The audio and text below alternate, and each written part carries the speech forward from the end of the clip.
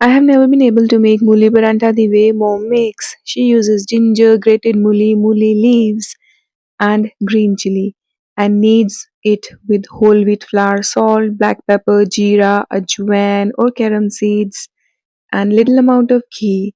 So she says the dough remains soft. Knead it with little water because mooli will release water and you will need to keep it aside for at least 10 to 20 minutes. So don't add too much water.